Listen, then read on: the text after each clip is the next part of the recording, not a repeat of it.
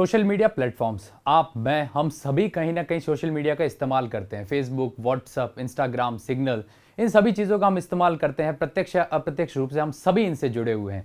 अभी वर्तमान में देखा जाए तो भारत सरकार और इन सभी प्लेटफॉर्म्स के बीच में एक गहरी टसल चल रही है, एक गहरी जंग चल रही है। आखिर ये सारी चीज़ें क्या है वो अधिनियम, आखिर क्या आपत्तियां हैं इन सब चीज़ों पे, इन सभी पे आज वीडियो में हम चर्चा करेंगे। नमस्कार साथियों, मेरा नाम है अजीत सिंह और सक्सेस पॉइंट में आप सभी का हार्दिक स्वागत है। आज का जो हमारा वीडियो है, अगर आप एक विद्यार्थी है तो भी देखना आपको इंपॉर्टेंट है, और इसके अलावा अगर आप एक आम नागरिक है और इन सब चीज़ों से जुड़े हुए तब भी आपको देखना एक इंपॉर्टेंट है। इस वीडियो को हम सिर्फ हवाई बातों से नहीं करेंगे। इस वीडियो के अंदर सरकार क्या कह रही है, अधिनियम कौन से हैं, क्या क्या उन अधिनियम के अंदर चीजें दी गई है, उन सब बातों पे डिस्कशन करेंगे। साथ में क्या पॉइंट हो सकते हैं, क्या सॉल्यूशन हो सकते हैं, वो सारी चीजें डिस्कस करेंगे। क्योंकि सोशल मीडिया से आप, मैं, हम सब जुड़े हुए हैं। जितने भी मैसेजेस आजकल सर्कुलेट होते हैं सोशल मीडिया के ऊपर, हम सभी का ध्यान उसके ऊपर होता है। तो आज की वीडियो में इन सब बातों के ऊपर डिस्कशन करेंगे। पहले पॉइंट्स कौन से हैं वो जिनके ऊपर हम डिस्कशन करने वाले हैं पूरे वीडियो के अंदर, उसको समझेंगे। देखिए, जो गहरे गहरे पॉइंट है, 6 पॉइंट है। पहला पॉइंट क्या होगा, सोशल मीडिया या इंटरमीडियरी। ये नाम इंटरमीडियरी या सोशल मीडिया बार बार आ रहा है, ये खुद होती क्या है सोशल मीडिया, और ये इंटरमीडियरी शब्द जो यूज हो रहा है ये क्यों यूज हो रहा है, क्योंकि अधिनियम के अंदर इंटरमीडियरी शब्द का इस्तेमाल किया गया है। तो इसके बारे में समझेंगे कि ये क्या है। फिर हम समझेंगे कि भारत में आईटी एक्ट 2021 से पहले की स्थिति क्या थी। मतलब जो अधिनियम सरकार लेकर आई है, सूचना प्रौद्योगिकी अधिनियम 2021, अभी 25 फरवरी को लेकर आई थी सरकार, उससे पहले की स्थितियां क्या थी, उससे पहले कैसे सोशल मीडिया रेगुलेट होता था, थोड़ी बहुत उसके ऊपर भी बात करेंगे। फिर जानेंगे कि ये आईटी एक्ट 2021, ये अधिनियम खुद क्या है, इस अधिनियम के अंदर सरकार ने क्या क्या प्रावधान रखे हैं, इस अधिनियम के अंदर सरकार ने क्या क्या रेगुलेशंस लगाए हैं इनके ऊपर, जिससे ये पूरी स्थिति टसल वाली बन रखी है। तो इस अधिनियम के बारे में भी जानेंगे। फिर चौथा पॉइंट क्या जानेंगे कि सोशल मीडिया प्लेटफॉर्म की आपत्तियां, सोशल मीडिया प्लेटफॉर्म खुद कौन सी आपत्तियां लेके बैठा है, सोशल मीडिया प्लेटफॉर्म इन सब चीजों को, सरकार के अधिनियम को क्यों अप्लाई नहीं कर रहा है, इसके पीछे के रीजंस क्या है, उसके बारे में जानेंगे।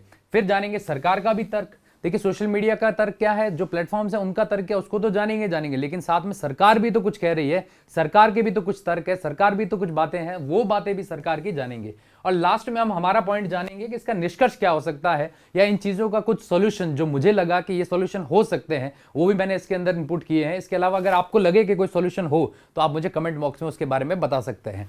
तो चलिए, ये 5-6 पॉइंट है जिनको हम पूरा डिस्कस करेंगे और अच्छे से डिस्कस करेंगे। आप चाहो तो इनके नोट्स भी बना सकते हो, अगर आप कोई फ्यूचर में एग्जाम वगैरह दे रहे हो, उसको आराम से इस सारी चीजों को डिस्क्रिप्टिव पॉइंट से या सब्जेक्टिव पॉइंट ऑफ व्यू से भी लिख सकते हो। तो पहला क्या है आपके, सोशल मीडिया या इंटरमीडियरी क्या है, इसके बारे में लगभग आपको पता ही है ये सारी चीजें। सोशल मीडिया इंटरमीडियरी क्या है, नॉर्मल सी बात मैं इसके अंदर बताऊंगा, ज्यादा इसमें डेप्थ में जाने जैसा कुछ है नहीं। देखिए, अगर कोई भी व्यक्ति है, कोई भी इंसान है, वो किसका इस्तेमाल करता है, अगर इंटरनेट का, आजकल हम सभी को पता है इंटरनेट का हम सब इस्तेमाल करते हैं। अगर इस इंटरनेट का इस्तेमाल करके वो व्यक्ति जो है, इंटरनेट के अंदर क्या क्या चीज़ें आ जाती है, तो इंटरनेट के अंदर देखिए हमारी फेसबुक आ जाती है, इसके अलावा व्हाट्सएप आ जाता है, इसके अलावा हम सिग्नल एप्लीकेशन आ जाती है, टेलीग्राम एप्लीकेशन आ जाती है। ये सारी जितनी भी चीज़ें, फेसबुक, व्हाट्सएप, सिग्नल, टेलीग्राम, इन सभी के जरिए वो अगर किसी दूसरे व्यक्ति से, कोई अगर दूसरा व्यक्ति है, व्यक्ति नंबर 2 है, ये दूसरा व्यक्ति है और ये पहला व्यक्ति है, ये लोग अगर इन सब चीज़ों का इस्तेमाल करके और आपस में कोई भी संदेश भेजते हैं, कोई मैसेज भेजते हैं,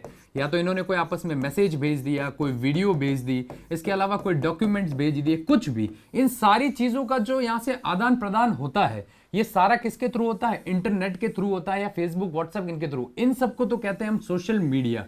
ये सारे फेसबुक, व्हाट्सएप, सिग्नल, टेलीग्राम, ये सारे तो सोशल मीडिया, और क्योंकि एक माध्यम की तरह काम करते हैं तो इसीलिए इन सबको एक शब्द कहा जाता है, और उस शब्द का नाम है आपके क्या, इंटरमीडियरी। इसीलिए इनको आपके कहा जाता है इंटरमीडियरी, यानी कि ये एक माध्यम की तरह काम करते हैं। व्यक्ति, एक व्यक्ति से दूसरे व्यक्ति या एक देश से दूसरे देश, कहीं पे भी मैसेजेस, वीडियोस, डॉक्यूमेंट्स, इन सबको एक जगह से दूसरी जगह पहुंचाने के लिए ये सारे एक इंटरमीडियरी की तरह काम करते हैं। इसीलिए इनकी डेफिनेशन क्या कहती जाती है, इंटरमीडियरी, यानी कि एक माध्यम की तरह ये सारे काम करते हैं। और यही सोशल मीडिया होती है जिसके तहत सारे मैसेजेस वगैरह, वीडियो कॉल्स, ये सारी चीजें होती है। तो ये एक इंटरमीडियरी है, और एक इंटरनेट के थ्रू एक पर्सन टू दूसरे पर्सन के तहत तो आप मैसेजेस, वीडियो कॉल्स वगैरह सारे कर सकते हो। तो ये तो आम भाषा होगी इंटरमीडियरी की। अब सरकार ने इस इंटरमीडियरी को क्या कहा, देखिए ये सिर्फ एक माध्यम है, ध्यान रखना, ये सिर्फ एक माध्यम है। माध्यम क्यों है इसके बारे में अभी इस एक्ट में हम समझेंगे, तो आपको अपने आप स्थिति इसकी स्पष्ट हो जाएगी। तो इंटरमीडियरी, अब सरकार क्या कहती है, देखिए आईटी एक्ट 2021 से पहले की स्थिति क्या थी।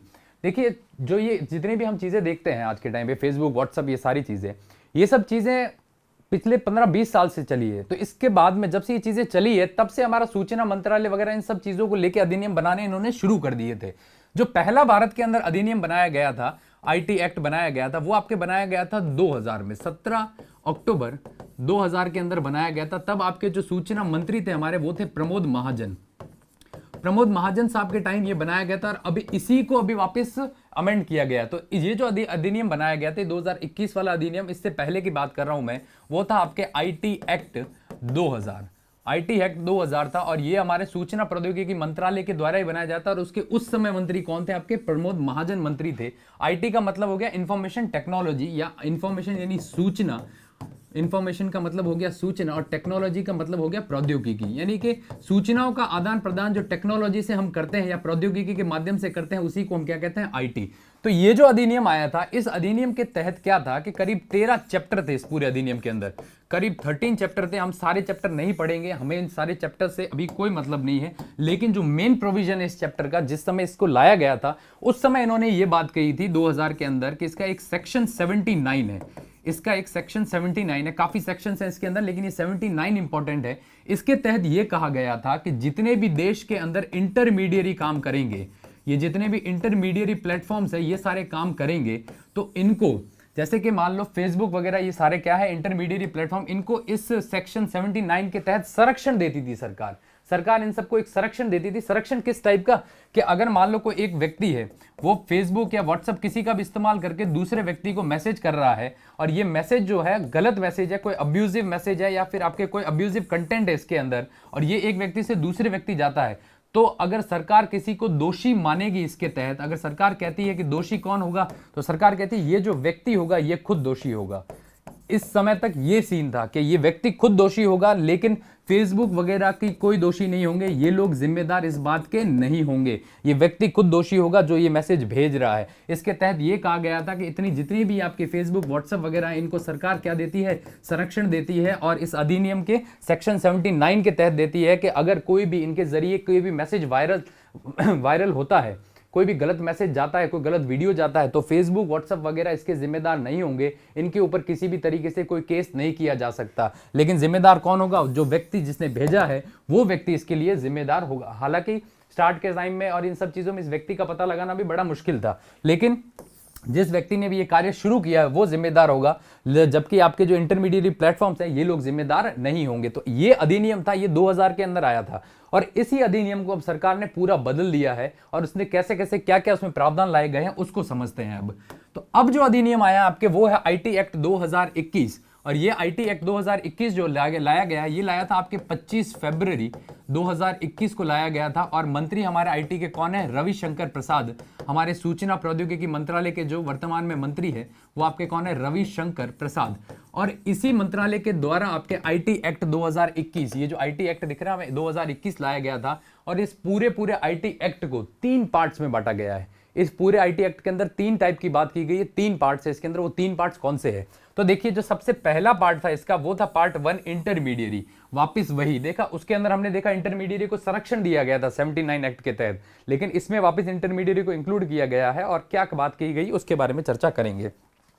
दूसरा है part solution, social media platform से संबंधित गाइडलाइन। दूसरे के अंदर इन्होंने ये बात की कि जितनी भी सोशल मीडिया के प्लेटफॉर्म चल रहे हैं आपके, व्हाट्सएप, फेसबुक, ट्विटर, ये सारे, इनकी क्या गाइडलाइन होगी। सरकार ने कहा है कभी नई गाइडलाइंस जारी की है कि ये गाइडलाइन क्या क्या होगी और इनको कैसे काम करना होगा सरकार के साथ मिलकर, और सरकार की इन गाइडलाइन को पालन करना होगा। इसीलिए दूसरी इनकी क्या बनाई? गाइडलाइन। तीसरा जो बनाया वो आपके ओटीटी प्लेटफॉर्म्स के लिए। ओटीटी प्लेटफॉर्म्स कौन से होते हैं? जैसे कि आपने नाम सुना होगा नेटफ्लिक्स का, नेटफ्लिक्स हो गया, आपके अमेजन हो गया, अमेजन प्राइम वगैरह, जिसके अंदर आप वेब सीरीज वगैरह देखते हैं। इसके अलावा आपके सोनी लिव हो गया, ये सारे आपके कैसे ओटीटी प्लेटफॉर्म्स है। और ये ओटीटी प्लेटफॉर्म्स का मतलब ओवर द टॉप प्लेटफॉर्म। तो ओटीटी प्लेटफॉर्म से संबंधित गाइडलाइन, यानी कि सरकार ने 3 चीजें निकाली कि सबसे पहले तो इंटरमीडियरी की परिभाषा क्या थी, उन्होंने कहा था कि संरक्षण दे सकते हैं और इनके ऊपर कोई एफआईआर नहीं होगी। दूसरा, इन्होंने ये कहा है कि तो सोशल मीडिया प्लेटफॉर्म से संबंधित गाइडलाइनें क्या क्या है, वो गाइडलाइंस बताएंगे। और तीसरा, आपके over the top OTT platforms, Netflix, Amazon वगैरह है, इनके ऊपर क्या गाइडलाइंस है सरकार की, उसको भी बताएंगे। तो पहले बारी बारी से समझते हैं। सबसे पहले सरकार ने इंटरमीडियरी के बारे में क्या कहा है। तो देखिए सरकार ने जो सबसे पहले इंटरमीडिएरी के बारे में ये कहा है कि जो हमारा आईटी एक्ट था 2000 का, उसको अब रिपील किया गया है और ये 2021 आईटी एक्ट लाया गया और इसी के अंदर जो सेक्शन 79 है इसको बदला जाएगा और ये कहा जाएगा कि अब जितने भी इंटरमीडिएरी है, ये जितने भी आपके सोशल मीडिया के प्लेटफॉर्म्स है, अगर यहाँ पे कोई भी मैसेज या फिर कोई भी हेट स्पीच होती है या फिर आपके कोई भी मैसेज होता है या आपके कोई भी ऐसा वीडियो होता है या कोई भी वायलेंस क्रिएट करने वाला, यानी कि आपके हिंसा जैसी चीजें क्रिएट करने वाला अगर कुछ भी चीज वायरल होती है तो वो व्यक्ति जो वायरल करेगा वो तो जिम्मेदार होगा ही होगा, उसको तो जिम्मेदार ठहराएंगे, लेकिन अब इंटरमीडिएरी यानी इन प्लेटफॉर्म्स को भी जिम्मेदार ठहराया जाएगा। अब ये भी आपके क्या होंगे, इसके तहत जिम्मेदार होंगे। सरकार ने कहा ये जिम्मेदार होंगे इस सेक्शन 79 के तहत अगर ये सारी गाइडलाइंस हमारी जो है उनका पालन नहीं करते हैं तो यानी कि पहले इनको खुली छूट थी कि इनके यहाँ पे कोई भी मैसेज वायरल हो, इनको कोई मतलब नहीं था, कहीं से भी वो मैसेज आए बस उस व्यक्ति के बारे में बता दिया जाता था या कभी कभी बताया भी नहीं जाता था, तो वो व्यक्ति जिम्मेदार था, ये लोग जिम्मेदार नहीं थे। लेकिन सरकार अब ये कह रही है ऐसे मैसेजेस अगर वायरल करते हैं तो व्यक्ति तो जिम्मेदार होगा ही होगा, लेकिन साथ में ये सारे प्लेटफॉर्म्स भी जिम्मेदार होंगे, ये सारे इंटरमीडिएट प्लेटफॉर्म्स है वो भी जिम्मेदार होंगे। अगर कोई गलत मैसेज या कोई वॉइस या वीडियो जो वायलेंस क्रिएट करे, हिंसा क्रिएट करे, ऐसा अगर कुछ वायरल हुआ है तो ये सरकार ने सबसे पहला बदलाव किया इसके अंदर। और इसी को लेके ये लोग बोल रहे हैं कि इनकी क्या तर्क है वो भी मैं बताऊंगा, लेकिन इनके यही बोल रहे हैं कि आपने ये परिभाषा ही बदल दी, हम तो सिर्फ एक माध्यम है, लेकिन सरकार कह रही है माध्यम की भी कुछ जिम्मेदारियां होती है। तो ये पहली चीज इन्होंने ये बदली है। और दूसरी चीज इन्होंने क्या बदली है, इसके तहत काफी चीजें हैं, ध्यान से सुनना सारी चीजें। सोशल मीडिया प्लेटफॉर्म्स को क्या क्या गाइडलाइन दी गई है। देखिए सबसे पहले इनको ये कहा है कि आपकी जो भी ऑफिस है उसके अंदर पहले तो आप 3 ऑफिसर को नियुक्त करोगे, 3 नए अफसर लेकर आओगे आप लोग, 3 अफसर नए। वो 3 कौन से अफसर होंगे, तो एक तो होगा आपके चीफ कंप्लायंस ऑफिसर। ये चीफ कंप्लायंस ऑफिसर क्या करेगा कि जो भी सरकार ने अधिनियम बनाए, जितनी भी गाइडलाइंस बनाई है उनका उस कंपनी के अंदर, ये जितनी भी गाइडलाइन सरकार बना रही है इनका पालन कंपनी के अंदर हो रहा है या नहीं हो रहा है, वो कौन देखेगा, चीफ कंप्लायंस ऑफिसर देखेगा। और ये चीफ कंप्लायंस ऑफिसर सरकार को रिपोर्ट करके भेजेगा बार बार कि हाँ आपके अधिनियम जो है उनका पालन हो रहा है कंपनी के अंदर या नहीं हो रहा है। दूसरा अफसर इन्होंने ये कहा है कि नोडल कॉन्टैक्ट पर्सन को नियुक्त करो। दूसरा जो होगा वो नोडल कॉन्टैक्ट पर्सन, जैसे कि नोडल कॉन्टैक्ट पर्सन क्या करेगा आपके, तो सरकार ये कह रही है कि ये जो पर्सन होगा, ये जो अफसर होगा, ये 24 घंटे आपके उस कंपनी के अंदर रहना चाहिए। क्यों रहना चाहिए, क्योंकि सरकार को कभी भी जरूरत पड़े, जैसे फेसबुक पे मान लो कोई मैसेज वायरल हो गया, अब सरकार को उसे बंद कराना है तो सरकार किसके पास जाए, सरकार ने कहा इसीलिए आप एक ऐसा पर्सन नियुक्त करो, एक ऐसा अफसर नियुक्त करो जो एनी टाइम हमारे लिए वहां पे अवेलेबल हो और जब भी हमें जरूरत पड़े वो वहां पे हमें मिले। तो ये नोडल कॉन्टैक्ट पर्सन किसके लिए करेगा काम, तो ये सरकार के लिए कार्य करेगा, ठीक है। और तीसरा इन्होंने कहा है कि resident grievances officer. Resident grievances का मतलब होता है शिकायत, ग्रीवेंसेस का मतलब हो गया आपके शिकायत दर्ज करने वाला। इसने ये सरकार ने ये कहा है कि जो तीसरा ऑफिसर है ये आपके लोग जो है, आम जन जो है, उनकी अगर कोई शिकायत है तो उसको दर्ज करने के लिए इस व्यक्ति को यहां पे बैठाओ। जैसे कि मान लो कि मैं फेसबुक यूज करता हूं और मेरे फेसबुक के ऊपर कुछ गलत कंटेंट आ गया है, मेरा फेसबुक हैक हो गया है, कुछ भी चीज हो गई है, गलत चीज हुई है मेरे फेसबुक के ऊपर, तो मैं किससे बात करूं। उस समय वो लोग कुछ टोल फ्री नंबर वगैरह देते हैं लेकिन उसके ऊपर कोई रिप्लाई वगैरह नहीं आता है। इसीलिए इन्होंने ये कहा कि आप रेजिडेंट यानी कि परमानेंट उसका एड्रेस होना चाहिए कि उसकी जो ऑफिस है वो वहां पे इस स्थान के यहाँ पे आई हुई है, ताकि जब मैं पहले तो कॉल करके उसको अपनी शिकायत दर्ज करवाऊं, अगर वो वहां पे फिर भी नहीं हो तो उसकी ऑफिस का एड्रेस होना चाहिए, मैं वहां उसकी ऑफिस जाके और वो शिकायत दर्ज करवा सकूं कि मेरे इस अकाउंट के साथ में ये चीज हुई है। तो इस टाइप के 3 ऑफिसर्स को नियुक्त करना सरकार ने कहा कि जरूरी है, चाहे वो व्हाट्सएप हो चाहे फेसबुक हो, सभी अपनी कंपनीज के अंदर ये 3 अफसर जो आपके एक पालन को देखेगा, दूसरा सरकार की गाइडलाइन का पालन हो रहा है वो देखेगा, दूसरा आपके सरकार की सहायता करेगा 24/7, और तीसरा आपके रेजिडेंट ग्रीवेंसेस मतलब कि शिकायत जो होगी लोगों की, आमजन की, उसको सुनेगा और उसका निपटारा करेगा 15 दिन के अंदर अंदर। और इन्होंने सरकार ने साथ में ये भी कहा है कि 15 दिन के अंदर अंदर इसका निपटारा होना चाहिए जो भी लोगों की शिकायत होगी उसका। ये 3 तो इन्होंने कहा अफसर आप नियुक्त करो। फिर इन्होंने सरकार ने यह कहा traceability of origin of message. इसका मतलब यह होता है कि जिस व्यक्ति ने आपके मैसेज को भेजा है, मान लो कोई भी एक व्यक्ति है वो आपके एक भड़काऊ मैसेज या फिर कोई भी भड़काऊ वीडियो होती है उसको वायरल करता है, जैसे कि कोई भी एक व्यक्ति उसने किसी व्हाट्सएप के ग्रुप में डाल दिया कोई भी मैसेज गलत है या कोई फेक न्यूज बना के और डाल दी और फिर वो चीज वायरल हो जाती है, तो सरकार ये कहती है उस व्यक्ति को आप लोग ट्रेस करके हमें बताओगे, यानी कि ये जो मैसेज किसने भेजा है, ओरिजिन कहां से उस मैसेज का, उसके बारे में आप हमें बताओगे। जैसे कि मान लो किसी ने कोई धर्म के ऊपर टिप्पणी करके और मैसेज को वायरल कर दिया और उससे हिंसा उठ गई, तो सरकार ये कहती है कि वो व्यक्ति कौन था जिसने पहले इसकी शुरुआत की थी, उस व्यक्ति के बारे में कंपनी हमें बताएगी ताकि हम उसके ऊपर एक कठोर एक्शन ले सकें। दूसरी बात ये कही। तीसरा इन्होंने ये कहा कि monthly report on user data, यानी कि जो जितना भी आपके यहाँ पे यूजर है, जैसे कि जितने भी आमजन है जो आपके यहाँ पे डाटा इस्तेमाल करते हैं, जैसे व्हाट्सएप की चैट करते हैं, आपस में फोटोज भेजते हैं, आपके वीडियोस भेजते हैं, वो सारा डाटा इन्होंने कहा है सरकार ने कि आप उसको स्टोर करके रखो। ये सारा का सारा डाटा स्टोर करके रखो और इसकी एक मंथली रिपोर्ट बनाओ पूरी की पूरी, कि एक महीने के अंदर आपकी कंपनी ने क्या क्या काम किया है, इस डाटा को कहाँ स्टोर करके रखा है, और हमें जब भी जरूरत पड़ेगी हम उस डाटा का इस्तेमाल करेंगे, सरकार ऐसा कह रही है। यानी कि मंथली रिपोर्ट बनाओ इसको। पहले इनको कोई रिपोर्ट वगैरह नहीं बनानी पड़ती थी, लेकिन अब सरकार ने कहा इस गाइडलाइन के तहत रिपोर्ट बनानी पड़ेगी। आपके जो बंदे ने पहला मैसेज भेजा है, ओरिजिन कहां से हुआ वो बताना पड़ेगा। 3 अफसर आपको नियुक्त करने पड़ेंगे। इसके अलावा डाटा को स्टोर करके रखना पड़ेगा। पहले कहा था 3 महीने के लिए, लेकिन सरकार ने कहा कम से कम 6 महीने तक आप डाटा स्टोर करके रखोगे। यानी 6 महीने तक पुरानी जो भी चीजें होगी, घटना होगी, अगर कोई भी केस हो जाता है तो उसका डाटा हम आपके पास मांगने आ सकते हैं और आपको हमें देना ही पड़ेगा। फिर सरकार ये कहती है कि डिलीट हार्मफुल कंटेंट 36 आवर्स, मतलब कि अगर मान लो फेसबुक के ऊपर, व्हाट्सएप के ऊपर ऐसा कोई भी मैसेज वायरल हो जाता है जो कि बहुत ही हानिकारक है, जिससे कई सारी हिंसा भड़क सकती है, कई सारे विरोध हो सकते हैं, लोगों की मॉब लिंचिंग हो सकती है, तो ऐसे कंटेंट को आपको 36 घंटे के अंदर अंदर डिलीट करना पड़ेगा। और ये अगर 36 घंटे के अंदर डिलीट नहीं होता है तो वो प्लेटफॉर्म सरकार बैन कर देगी। मान लो फेसबुक के ऊपर कोई वायरल हुआ मैसेज और 36 घंटे के अंदर उसको बंद नहीं किया तो आपकी सरकार क्या करेगी, फेसबुक को ही बैन कर देगी। और ये मैसेज जो है आपके कौन बताएगा, तो आईटी मिनिस्ट्री खुद बताएगी कि ये मैसेज आपके इस प्लेटफॉर्म पे वायरल हो रहा है, इसको तुरंत प्रभाव से बंद किया जाए और इन्हें बंद करना पड़ेगा। ये सारी ये गाइडलाइन है। और एक और बात इन्होंने कही है, early reminder message to user, मतलब कि क्या है कि आपका जो भी यूजर है, जैसे कि मान लो मैं हूं, अगर फेसबुक यूज करता हूं मैं, तो क्या होगा कि फेसबुक मुझे साल में एक मैसेज भेजेगा। ये मैसेज भेजेगा मुझे रिमाइंड करने के लिए कि आप अगर कोई भी गलत कंटेंट डालोगे, गलत चीज डालोगे, तो आपके ऊपर सख्त से सख्त कार्रवाई होगी। ये मैसेज सरकार ने कहा है कि अपने यूजर को साल में एक बार भेजना जरूरी है। जो भी आपका यूजर है और इस चीज को इस्तेमाल कर रहा है, आपके फेसबुक वगैरह को, उसको साल के अंदर एक मैसेज कम से कम भेजना जरूरी है कि आप अगर कोई गलत चीज डालोगे तो आपके ऊपर कार्रवाई होगी और आपके अकाउंट को ब्लॉक कर दिया जाएगा।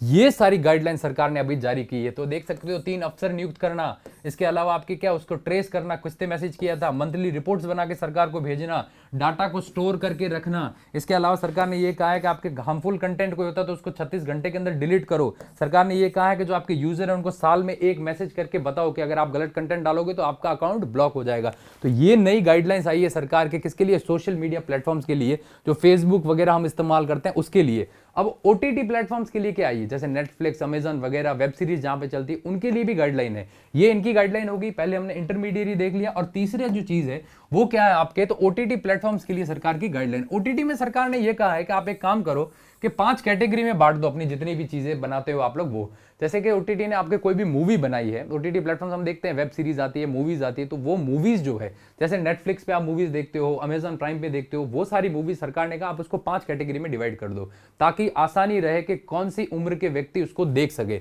और उसको किसके हिसाब से डिवाइड करना है, तो एज के हिसाब से, उम्र के हिसाब से। देखिए तो 5 कैटेगरी कौन सी, सबसे पहली कैटेगरी इन्होंने ये कहा यूनिवर्सल, मतलब कि ऐसा कंटेंट जो आप बताओगे हाँ ये यूनिवर्सल है, इसको कोई भी देख सकता है, इसमें कोई आपत्ति नहीं, इसके अंदर कोई भी दिक्कत नहीं है, तो यू होगा। तो इंडिया में भी कोई देख सकता है और बाहर भी कोई भी देख सकता है, बाहर के लोगों को भी उससे दिक्कत नहीं होनी चाहिए। तो ऐसा यूनिवर्सल कंटेंट है। दूसरा इन्होंने ये कहा है कि 7+, यानी दूसरे नंबर की कैटेगरी आप कौन सी बताओगे कि हाँ भाई ये जो हमने वीडियो बनाया है ये सिर्फ 7 साल तक के बच्चों के लिए है, और ये 7 साल से ऊपर के जो बच्चे हैं वो इसको नहीं देख सकते हैं, 7 साल तक रेस्ट्रिक्टेड है, मतलब 7 साल से कम तक के बच्चे हैं वो इसको नहीं देख सकते। ठीक है। तीसरी इन्होंने कहा 13+ की कैटेगरी, यानी 13 साल की उम्र तक का बच्चा है वो नहीं देख सकता, 13 से ऊपर का जो है वो इसको आराम से देख सकता है। तीसरा इन्होंने कहा 16+, यानी कि 16 से कम जो है वो इस वीडियोस को, इस मूवी को, इस वेब सीरीज को नहीं देख सकते, लेकिन 16 से ऊपर है वो देख सकता है। और बाद में लास्ट 5वां इन्होंने ये बताया एडल्ट, यानी कि ऐसे कंटेंट जिसके अंदर हमने देखा है नेटफ्लिक्स वगैरह पे, अगर अक्सर आपने अगर वेब सीरीज वगैरह देखी होंगी तो उसके अंदर कई सारे अब्यूजिव वर्ड्स वगैरह यूज होते हैं आजकल वेब सीरीज के अंदर। अब वो वेब सीरीज को उन्होंने ये कहा है कि इस टाइप की अगर कोई वेब सीरीज है तो वो बच्चों को ना दिखाई जाए, उसके ऊपर रेस्ट्रिक्शन लगाया जाए और पूरी आईडी प्रूफ या आइडेंटिफिकेशन उस व्यक्ति की ली जाए कि कहीं वो 12, 13 साल या 7 साल का तो नहीं है और उस एडल्ट कंटेंट को देख रहा है। इसीलिए आप सरकार ने कहा ये 5 कैटेगरियां बना लो और इन 5 कैटेगरी के हिसाब से व्यक्ति अपने आप इस चीज को देख लेंगे तो ये कैटेगरी से आसानी रहेगी। नहीं तो क्या होगा, कोई एडल्ट कंटेंट होगा और बच्चे उसको देखे तो उसके से गलत इंपैक्ट जाता है सोसाइटी के ऊपर भी।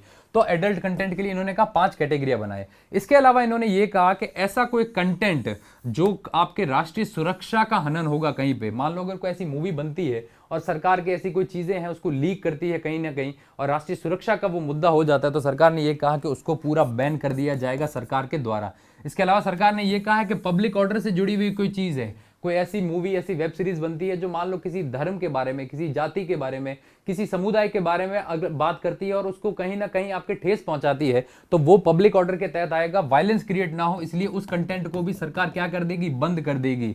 और वो सरकार सीधा बंद करेगी, इनको गाइडलाइन के तहत कहेगी कि आप इसको बंद करो और इनको बंद करना पड़ेगा उसको, सरकार की ये गाइडलाइन है। इसके अलावा वायलेंस से जुड़ी हुई कोई चीजें, इसके अलावा कोई सेंसिटिव कंटेंट दिखाता है उसके ऊपर, कोई गलत चीजें, गलत वीडियोस आती है उसके ऊपर उसके वेब सीरीज के अंदर, तो सरकार ने कहा है ऐसी टाइप की चीजें जितनी भी होगी वो सरकार के कहने पे इनको सबको बंद करनी पड़ेगी, इनको बैन करनी पड़ेगी। ये सारे ओटीटी प्लेटफॉर्म्स जो है, जो कौन से आपके, तो नेटफ्लिक्स हो गया, अमेजन हो गया, ये सारे जो ओटीटी प्लेटफॉर्म है इनको 5 कैटेगरियां बनानी पड़ेगी। और इस टाइप के अगर मुद्दे अगर वो पब्लिक के अंदर लेकर आते हैं, कोई मूवी लेकर आते हैं जिससे वायलेंस क्रिएट हो सकता है, उन सबको भी सरकार ने क्या कहा है, तुरंत प्रभाव से बंद करना पड़ेगा। और ये मुद्दे तय कौन करेगा, तो ये मुद्दे सरकार तय करेगी कि ये आपका कंटेंट जो है नेशनल सिक्योरिटी को खतरा है, इसलिए आपको इसको बंद करना पड़ेगा। तो ये तो थी गाइडलाइंस कि अभी तक सरकार ने जो नियम निकाले हैं ये सारे हैं नियम, और इनके लिए सरकार ने डेडलाइन दी थी। आपके सरकार ने ये कहा था कि 25 फेब को इसको 25 फेब को इसको लाया गया था। सरकार ने कहा था 3 महीने की, जो अभी आपके 25 मई की बात चल रही है कि 3 महीने तक आप इन सारी चीजों के ऊपर काम करो और अपने अपने वहां पे ऑफिसर नियुक्त करो, डाटा स्टोर करो, ये सारी चीजें करो, और उसके बाद में इसको 25 मई को लागू कर दिया जाएगा। 3 महीने की छूट दी थी। अब तारीख आ गई है वापस, कौन सी, 25 मई। आज तो 26 मई है और 26 मई के दिन उन्होंने कहा था कि अगर नहीं हुआ तो हम 26 मई को इसको बैन कर देंगे। लेकिन उससे पहले व्हाट्सएप जो है आपके हाईकोर्ट के अंदर चला गया है और उसने एक केस कर दिया सरकार के खिलाफ, और वो केस क्या है उसको भी थोड़ा बहुत समझेंगे। तो ये गाइडलाइंस हो गई हमारी। सोशल मीडिया प्लेटफॉर्म क्या होते हैं, आईटी एक्ट पहले 2000 में आया था, वो क्या था, फिर नया जो इन्होंने बनाया उसके तहत क्या क्या बातें कही गई, ये सारी चीजें हो गई। अब बात करते हैं सोशल मीडिया प्लेटफॉर्म्स को आखिर आपत्ति क्या है इन सब चीजों को लगाने में। सोशल मीडिया प्लेटफॉर्म क्यों झुक रहा है, कह रहा है कि हम झुक नहीं रहा, सॉरी, वो कह रहा है कि हम इसको लागू नहीं करेंगे, और हाईकोर्ट पहुंच गया आपके व्हाट्सएप भी। व्हाट्सएप कह रहा है कि हम इसको लागू नहीं करेंगे, या फिर ये सरकार की जो नीतियां हैं, ये जो गाइडलाइंस है, ये गलत है। इसके बारे में समझते हैं। तो ये जो सोशल मीडिया की आपत्तियां हैं, सबसे पहली आपत्ति सोशल मीडिया ये कह रहा है कि सबसे पहली जो आपत्ति, एक्सपेंडिचर ऑन डाटा स्टोरेज। ये कह रहा है कि सरकार हमें कह रही है कि 6 महीनों के लिए आप डाटा को स्टोर करके रखो, पिछले 6 महीनों के लिए आप डाटा को स्टोर करके रखो। तो डाटा को स्टोर करने के लिए कई सारी चीजें चाहिए होती है।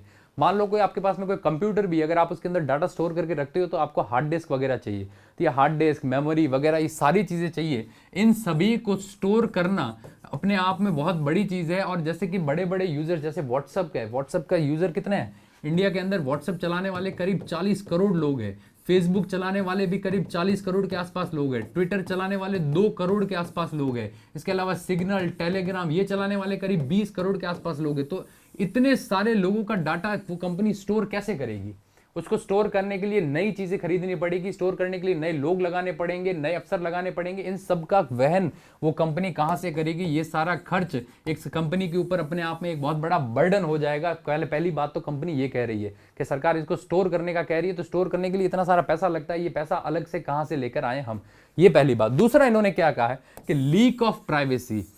अब देखिए, leak of privacy, end to end encryption, ये क्या होता है? ये कंपनीज ये कह रही है कि आप डाटा स्टोर करने को कह रहे हो, लेकिन हमारे जितने भी यूजर है, जैसे कि व्हाट्सएप की बात करूं मैं, तो व्हाट्सएप के अंदर एक एंड टू एंड एन्क्रिप्शन चलता है। इसका मतलब क्या होता है कि अगर एक व्यक्ति दूसरे व्यक्ति को मैसेज भेज रहा है व्हाट्सएप के ऊपर, तो उनकी जो चैट होगी वो एंड टू एंड एन्क्रिप्शन के तहत चलेगी। ये एंड टू एंड एन्क्रिप्शन चलेगा, मतलब कि उनकी चैट को उन दोनों के सिवाय कोई भी नहीं पढ़ पाएगा, खुद व्हाट्सएप भी नहीं पढ़ पाता।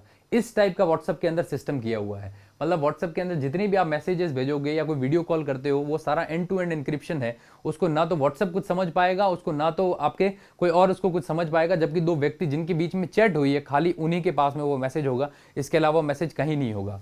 और सरकार कह रही है कि उसके डाटा को आप स्टोर करके रखो और हमें बताओ कि आपके ये डाटा किसने भेजा है, कहाँ भेजा है, तो इन्होंने ये कहा है कि ये प्राइवेसी का हनन है, निजता का हनन है। और व्हाट्सएप ने तो उसके कोर्ट के अंदर जाके ये भी कह दिया है कि हमारे जो राइट टू प्राइवेसी, निजता का अधिकार है आर्टिकल 21 के तहत, उसका भी हनन है। अब देखिए, एक अमेरिकी कंपनी है और भारत को आके ये कह रही है कि आपके 21 आर्टिकल के अंदर जो आपके निजता का अधिकार है या राइट टू प्राइवेसी दी हुई है, ये आपके इसका क्या है, हनन है। यानी कि आपकी कंपनी ये कह रही है कि सरकार अगर इतना सारा डाटा मांगती है तो हमें स्टोर करना पड़ेगा, और क्या गारंटी है वो डाटा सही इस्तेमाल होगा सरकार के द्वारा। ऐसा ये व्हाट्सएप कह रहा है। व्हाट्सएप कह रहा है कि हम एंड टू एंड एनक्रिप्शन पे चलते हैं, हम किसी का डाटा लीक नहीं करते, लेकिन सरकार कह रही है इसका डाटा लीक करो, हमें बताओ कि आपके कैसे, इस मैसेज का ओरिजिन क्या था, किसने इसको भेजा था, ये सारा डाटा आप अपने पास में रखो। तो ये कहीं ना कहीं कल को अगर ये सारे डाटा लीक हो जाते हैं तो व्यक्ति की निजता या प्राइवेसी होती है वो भी तो लीक होगी। ऐसा व्हाट्सएप का कहना है, ऐसा सोशल मीडिया प्लेटफॉर्म्स का कहना है कि ये जो 21 कौन सा हमारा आर्टिकल 21 जो है निजता का अधिकार, उसका हनन है। ऐसा व्हाट्सएप ने तर्क रखा है, इन सोशल मीडिया प्लेटफॉर्म ने तर्क रखा है। तीसरा ये इन्होंने लिखा है कि social media is only a platform. इन्होंने ये कहा है कि हम लोग एक सिर्फ मीडियम है।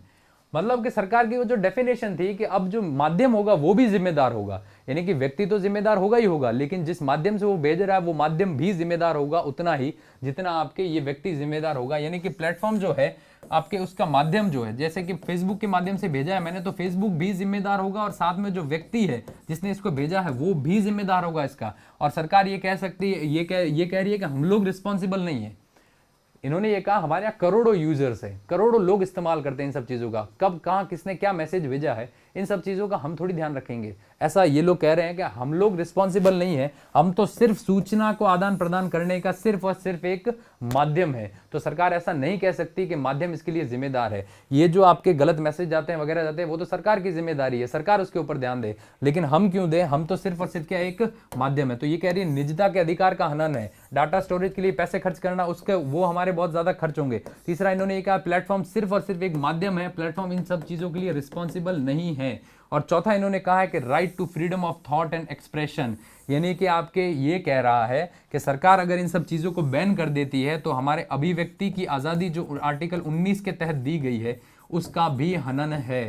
यानी ये आपके व्हाट्सएप कह रहा है कि सरकार अगर किसी का कंटेंट बैन करती है, किसी का अकाउंट ब्लॉक करती है, तो ये कहीं ना कहीं अभिव्यक्ति की आज़ादी जो हमें आर्टिकल 19 के तहत दी जाती है उसका भी वायलेशन है। अब उसका वायलेशन है या नहीं है ये तो हम आगे सरकार के तर्क है उसमें भी समझ जाएंगे, और आप भी उसको अच्छे से जानते होंगे क्या सही में इसका कोई हनन हो रहा है हमारे निजता के अधिकार का या फिर आपके अभिव्यक्ति के अधिकार का। इसके बारे में अभी बात कर लेते हैं। तो ये तर्क जो दिए हैं ये आपके कंपनीज ने दिए, वो कह रही है कि हमारे ये तर्क है और इसके तहत सरकार जो है ये अधिनियम जो लेकर आई है इसको सरकार को वापस लेना चाहिए, हम इस अधिनियम को नहीं मानने वाले हैं, ऐसा इन्होंने कहा है। लेकिन सरकार ने कहा आप नहीं मानोगे तो हम आपको बैन कर देंगे। अब सरकार क्या कह रही है, तो देखिए सरकार के क्या तर्क है। देखिए तर्क सबके जानने चाहिए, ऐसा एक ब्लाइंड चीज नहीं देखनी चाहिए कि हाँ भाई सरकार ने तो ये कह दिया तो हम सरकार के साथ है, या फिर यूं देखे हाँ सोशल मीडिया प्लेटफॉर्म ने ये कह दिया तो हम सोशल मीडिया प्लेटफॉर्म के साथ है। ऐसा नहीं होना चाहिए, हमें सारे तर्क जानने चाहिए फिर बात करनी चाहिए। जब आप लॉजिक से आंसर दोगे चीजों के तब बहुत बेहतरीन आंसर जाएगा और सुनने वाले को भी लगेगा हाँ कुछ सही जवाब दिया है। तो देखिए सरकार सबसे पहले एक चीज कहती है कि unregulated platforms can be dangerous. देखिए सरकार ने ये कहा था कि जब इस एक्ट के आने से पहले सरकार ये कह रही थी कि जो 79 सेक्शन था उसके तहत हमने ये कहा था कि माध्यम जो है वो जिम्मेदार नहीं होगा, लेकिन सरकार ये कह रही है ऐसा करके माध्यम खुद गैर जिम्मेदार हो गया है। अब माध्यम के ऊपर कैसी भी चीजें लिख दो, आप कुछ भी लिख दो, किसी टाइप की वीडियोस डाल दो, कोई भी हेट मैसेज, स्पीच, धर्म के नाम पे कैसी भी चीजें डाल दो, माध्यम तो उसके ऊपर कोई ध्यान ही नहीं दे रहा है। माध्यम तो हेट स्पीच वगैरह होगी इसको अपने आप प्रमोट कर रहा है उल्टा, ये सारी चीजें हो गई है और इसको इसके ऊपर कोई ध्यान नहीं है। और ऐसे अनरेगुलेटेड प्लेटफॉर्म्स जो होंगे सरकार ने कहा वो डेंजरस है। अगर माध्यम ध्यान ही नहीं दे रहा उन सब चीजों पे तो ऐसे मैसेजेस कल को वायलेंस क्रिएट कर सकते हैं, हिंसा हो सकती है, दंगे भड़क सकते हैं, ऐसी कई सारी चीजें हो सकती है। जैसे कि उदाहरण मैं दूं, अगर आपको पता हो तो फार्म प्रोटेस्ट अभी हमारे यहाँ पे देश में चल रहे हैं, किसानों का जो विरोध चल रहा है, उसके अंदर एक बहुत ज्यादा चीज टूल किट नाम की एक चीज रिलीज हुई थी। आपको पता हो तो एक टूल किट बनाई गई थी और ये टूल किट जो है सब जगह वायरल हो रही थी। ये टूल किट क्या होती है, दरअसल कुछ नहीं होता, एक सेट ऑफ इंस्ट्रक्शन होता है, मतलब एक पेपर होता है जिसके अंदर लिखा होता है कि किस समय पे क्या काम करना है किस चीज के खिलाफ। जैसे कि ये टूल किट जो फार्म प्रोटेस्ट के टाइम पे रिलीज हुई थी, जो आपके किसान विरोध के समय ये टूल किट आई थी, सेट ऑफ इंस्ट्रक्शन, उसमें आपने देखा होगा ग्रेटा थनबर्ग जो एनवायरमेंटल एक्टिविस्ट है उनका नाम भी शामिल था। भारत के अंदर हो रहे किसान विरोधों के बारे में एक अमेरिका की सिंगर है, उन्होंने भी ट्वीट किया था कि भाई इसको क्यों नहीं देख रहे हो, किसान विरोधी चीज़ों को। उन्हें क्या मतलब, उन्होंने तो कभी इंडिया देखा ही नहीं होगा ढंग से, उन्हें मैप में भी पता नहीं होगा इंडिया कहाँ पे है, किसानों के मुद्दे क्या है, असल में सरकार क्या चाहती है, बिना उस बात को जाने उन्होंने ट्वीट कर दिया। और उनका ट्वीट जो इस टूल किट के अंदर लिखा हुआ था, इस टूल किट के अंदर ये लिखा हुआ था कि वो इस समय ट्वीट करेंगी, फिर इसके बाद में ये सारी चीज़ें होंगी, फिर सीएम का ये रिप्लाई आएगा, पीएम का ये रिप्लाई आएगा, तो हम ये प्रतिक्रिया करेंगे। इस टाइप से पूरी टूल किट्स बना के और सोशल मीडिया के ऊपर वायरल की जा रही है, ताकि किसी देश की सरकार हो उसको हिलाया जा सके या उस सरकार के खिलाफ कई सारी चीजें की जा सके, उन्हीं के लोगों को उनके खिलाफ भड़काया जा सके। तो सरकार ने कहा ऐसी टूल किट्स जारी करना, ऐसी हेट स्पीचेस करना, ये सारी कहां से जारी होती है, ये सारी की सारी सोशल मीडिया प्लेटफॉर्म से निकलती है। तो ऐसे सोशल मीडिया प्लेटफॉर्म्स को अनरेगुलेटेड रखना और इनको कहना कि हाँ आपकी कोई जिम्मेदारी नहीं, आप तो सिर्फ एक माध्यम हो, तो ये गलत है। सरकार ने कहा वो माध्यम भी जिम्मेदार है अगर उसके ऊपर इस तरह की गलत चीजें हो रही है।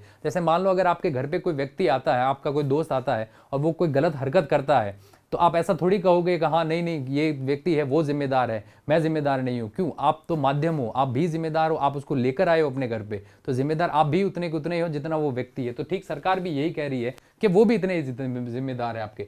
दूसरा क्या कह रही है, platform is not mayor medium but responsible. यही बात कि प्लेटफॉर्म जो है आपके वो क्या एक मीडियम नहीं है, सिर्फ माध्यम नहीं है। आज के समय में हम देख रहे हैं ये सारे प्लेटफॉर्म न्यूज, एजुकेशन, इन सभी चीजों से जुड़ चुके हैं। तो ऐसा कहना कि हम लोग रिस्पॉन्सिबल नहीं है, तो वो अपने आप में क्या एक गैर जिम्मेदाराना हरकत है। और सरकार कह रही है ऐसी जिम्मेदारी अगर वो नहीं लेते हैं तो हम गाइडलाइन लाके उनको कहेंगे कि आप जिम्मेदारी लो कि आपके यहाँ पे इस टाइप के मैसेजेस जो है वो फॉरवर्ड किए गए हैं और हमें बताओ कि ये कौन से लोग हैं। तो तीसरा इन्होंने ये कहा ट्रेसेबिलिटी इज मैंडेटरी। सरकार ये कह रही है ट्रेसेबिलिटी मतलब किसने मैसेज भेजा था। इन्होंने ये कहा है कंपनीज को कि मैसेज पहला किसने भेजा था, हमें उसके बारे में बताओ। जैसे मान लो ऐसा कोई मैसेज होता है, वो वायरल हो जाता है और उससे दंगे भड़क जाते हैं, तो सरकार कहती है कि उस व्यक्ति का पता लगाना बेहद जरूरी है कि ये मैसेज पहला आया कहां से था, वो किसने मैसेज भेजा था। तो सरकार कह रही है उसका पता लगेगा तभी तो उसको हम गिरफ्तार कर पाएंगे, और उसको गिरफ्तार करेंगे तो आगे आने वाले समय में ऐसी कोई हरकत नहीं करेगा। अगर वो व्यक्ति गिरफ्तार हो जाता है और वो ट्रेस हो जाता है और ये कंपनी बता देती है कि ये मैसेज जो था आपके यहाँ से आया था और ये व्यक्ति है, तो उसको अगर सरकार गिरफ्तार कर लेती है तो भविष्य में इस टाइप के मैसेज भेजने से पहले व्यक्ति 20 बार, 50 बार, 100 बार सोचेगा। और इस टाइप के मैसेज जब नहीं जाएंगे तो सीधी सी बात है दंगे वगैरह इन सारी चीजें नहीं होती। कई बार देखते हैं व्हाट्सएप वगैरह पे फालतू के मैसेजेस आते हैं, कोई धर्म से जुड़े हुए, कोई पता नहीं कितनी सारी चीजों से जुड़े हुए, लोग क्या करते हैं सीधा लेके उसको फॉरवर्ड कर दिया बिना सोचे समझे कि इसका इंपैक्ट क्या होगा, ये सारी चीजें किस तरीके से प्रभावित कर सकती है सोसाइटी को, लोगों को, बच्चों को, और लोग क्या करते हैं फॉरवर्ड करते हैं। तो सरकार ने कहा वो व्यक्ति जिसने भेजा है उसको भी जिम्मेदार ठहराना होगा और उसको अरेस्ट करने के लिए आप लोग हमें बताओगे कि आपके यहाँ से इस मैसेज की ओरिजिन कहां से हुई थी, मैसेज भेजा किसने था।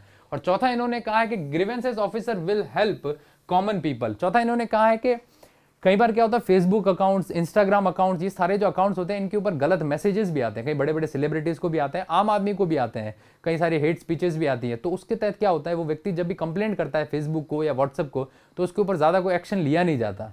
और सरकार ने ये कहा वो टोल फ्री नंबर होते हैं, कॉल करते कई बार लगता ही नहीं और कई बार लगता है, तो ऐसा कोई उसके ऊपर बड़ा एक्शन नहीं किया जाता और खाली ऑनलाइन ही एक्शन होता है। अब सरकार ये कह रही है कि आपको एक शिकायत अफसर, ग्रीवेंसेस ऑफिसर, उसको नियुक्त करना पड़ेगा और वो ऑफिसर जिम्मेदार होगा जितने भी लोग शिकायत करेंगे। अगर मान लो आपके व्हाट्सएप के ऊपर या फेसबुक के ऊपर कोई गलत मैसेज भेज रहा है या कुछ चीजें कर रहा है, तो आप वहां पे कंप्लेंट करोगे कि भाई ये जो आदमी है वो मेरे यहाँ पे क्या गलत मैसेज भेज रहा है, आप इसके खिलाफ कार्यवाही करो।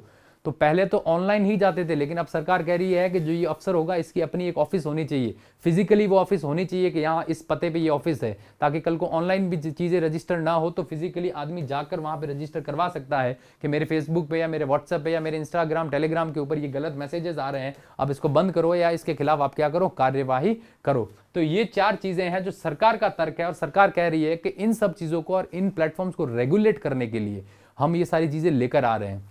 और जहां तक बात है निजता के अधिकार की, कि ये प्लेटफॉर्म कह रहे हैं आपके कि आर्टिकल 21 के तहत निजता का जो अधिकार है, हमारा राइट टू प्राइवेसी, उसका हनन हो रहा है।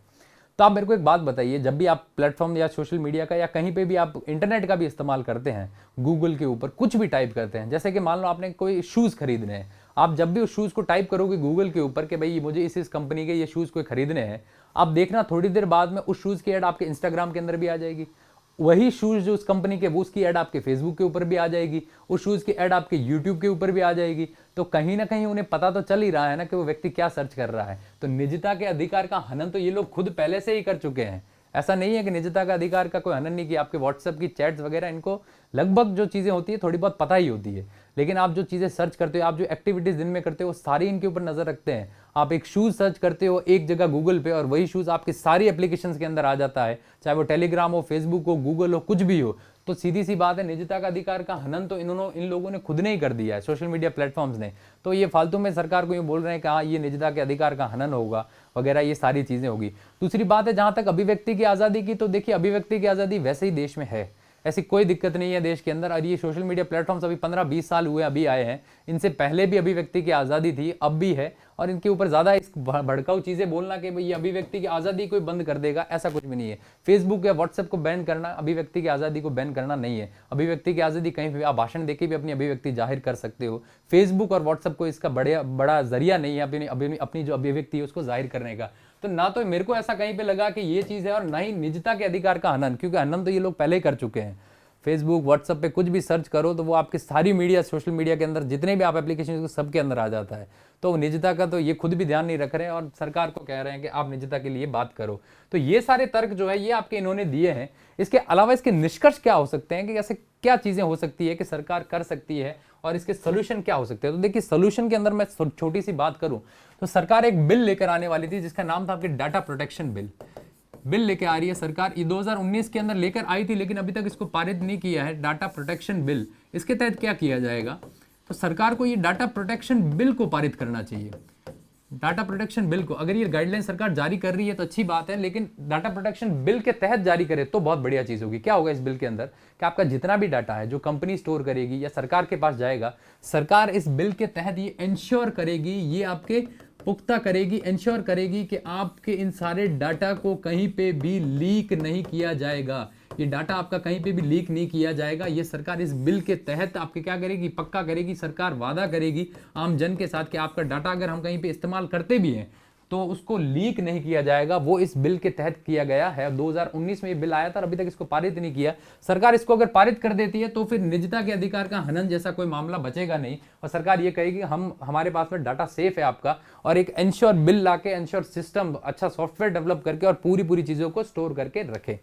दूसरी चीज क्या हो सकती है इसका निष्कर्ष के तहत, तो दूसरी चीज ये हो सकती है कि सरकार थोड़ा समय बढ़ा दे।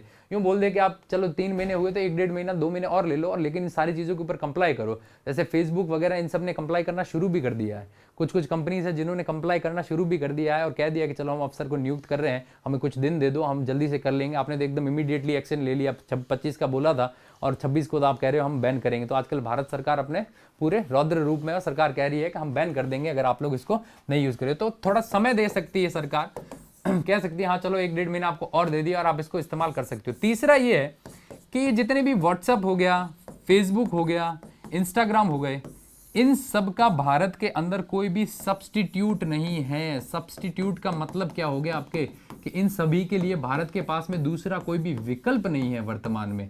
तो सरकार को इसको थोड़ा समय देना चाहिए। ऐसे विकल्प नहीं है, क्योंकि देखिए एकदम से फेसबुक हो गया, व्हाट्सएप हो गया, ये सारी चीज़ें बैन कर देती है सरकार, तो इसका हमारे पास में कोई विकल्प नहीं है वर्तमान में। क्योंकि इतने बड़े प्लेटफॉर्म्स, ये यूएस की कंपनियां हैं, ये यहाँ पे इतनी बड़ी कंपनियां नहीं है इंडिया के अंदर। और इंडिया के अंदर इस टाइप के फेसबुक व्हाट्सएप जैसी कोई भी और एप्लीकेशन ज़्यादा नहीं है ज़रूर, एक कू ऐप करके आती वो है, लेकिन ये इनको रिप्लेस नहीं कर सकती अभी वो, क्योंकि उनका इतना बड़ा अभी मैकेनिज्म नहीं है, इतना बड़े लेवल पे उनका काम नहीं है ये। इसीलिए सरकार को इनको थोड़ा सा कोई विकल्प नहीं है देश के अंदर इनके सिवा। और नो डाउट ऐसा नहीं है कि बुरी है, इनके तहत कई सारे अच्छे काम भी होते हैं। सोशल मीडिया के तहत आप ज़्यादा से ज़्यादा कम्युनिकेट कर पाते हो, आप ज़्यादा से ज़्यादा एजुकेशन वाली चीज़ें, जैसे यूट्यूब है आपका, एजुकेशन वाली चीज़ें, ये सब चीज़ें भी ले पाते हो। तो फायदे भी है, नुकसान भी है, और सरकार ने नुकसान को कंट्रोल करने के लिए सारी चीज़ें लेकर आई है। और इनका कोई सब्स्टिट्यूट नहीं है, विकल्प नहीं है, इसीलिए सरकार को थोड़ा सा समय इनको देना चाहिए, ऐसा मैं मानता हूँ। आप क्या मानते हैं, आप कमेंट बॉक्स में बता सकते हो। इसके अलावा सरकार को अब ये प्रयास करने चाहिए कि देखिए आत्मनिर्भर भारत अभियान तो सरकार ने शुरू कर दिया था पिछले साल ही 2020 में, और इसी आत्मनिर्भर भारत अभियान के तहत सरकार क्या कर सकती है, तो आपके घरेलू चीज़ें, घरेलू जैसे एप्लीकेशन हो गई, जो आपके इंडिजिनस एप्लीकेशंस होती है घरेलू, उनका निर्माण कर सकती है। जैसे घरेलू ऐप एक आती है, आपने नाम सुना होगा कू ऐप। ये कू एप्लीकेशन अगर आप सर्च करोगे गूगल या प्ले स्टोर पे आपको आ जाएगी। और ये सेम कैसे काम करती है, जैसे कि आपके फेसबुक वगैरह काम करते हैं, मैसेंजर की तरह काम करती है ये कू एप्लीकेशन। और इस कू एप्लीकेशन को कब बनाया गया था, तो ये लगभग आपके 1 मार्च 2020 के अंदर बनाया गया था। और इसका हेडक्वार्टर्स आपके बेंगलुरु के अंदर आया हुआ है। और ये बेंगलुरु के अंदर एक आपके व्यक्ति, उनका नाम है आपके अमरिया राधाकृष्ण, अमरिया राधाकृष्ण नाम है। और इन्होंने ही आपके इस कू एप्लीकेशन को बनाया और काफी अच्छी चल रही है और बढ़िया रिस्पांस भी आ रहा है इसका। कंगना रनौट को आपके बैन किया गया था जब ट्विटर के अंदर, और तब अब कू एप्लीकेशन जो है वो कंगना रनौट को वेलकम कर रहा है और बोल रहा है कि अपना एक्सपीरियंस यहाँ पे शेयर करिए। तो इस टाइप के जो घरेलू एप्लीकेशन है हमारे कू वगैरह, और हालांकि कू जो है इसने सरकार की सारी गाइडलाइंस को पालन कर लिया है, जितनी भी ऑफिसर को नियुक्त करना, इसके अलावा निजता वगैरह, डाटा स्टोरेज, जितना भी सरकार ने कहा है इन सब का पालन इस एप्लीकेशन ने कर लिया है। लेकिन ये बाहर की जो कंपनियां ये अभी तक इस चीज को नहीं कर रही है। तो इस टाइप की घरेलू एप्लीकेशन अगर हम बना लेते हैं तो कल को हमें धीरे धीरे इनको रिप्लेस करने में ज़्यादा समय नहीं लगेगा। और ये सारी चीज़ें जो है ये बाहर की कंपनियां हमारे देश के अंदर आके पंचायतियां नहीं करेगी। तो ये कुछ इसके सोल्यूशन हो सकते हैं मेरे हिसाब से, और आपके हिसाब से कोई सोल्यूशन हो तो वो आप भी बताना। ये सारे सोल्यूशन है, इसके क्या कंपनियां क्या कह रही है, सरकार क्या कह रही है, बिल क्या है, ये सारी चीज़ें हम इसके अंदर डिस्कस कर चुके हैं। तो इस वीडियो को बस यहीं समाप्त करेंगे। तो उम्मीद करता हूँ कुछ चीज़ें आपको जानने को मिली होगी। आप आराम से अगर कोई एग्जाम वगैरह दे रहे हैं उसके तहत भी सारी चीज़ें लिख सकते हैं, बहुत ही और एकदम लॉजिकल पॉइंट्स है। यहाँ पे कहीं भी कोई भी हवाबाजी हमने नहीं की, जो सरकार ने कहा वो बात कही है और जो आपके कंपनीज ने कही है वो बात भी हमने कही है। तो इन सारी चीज़ों की डिस्कशन हमने कर लिया, इस वीडियो को यहीं समाप्त करेंगे। तो आपको समझ में आया होगा। बहुत बहुत धन्यवाद।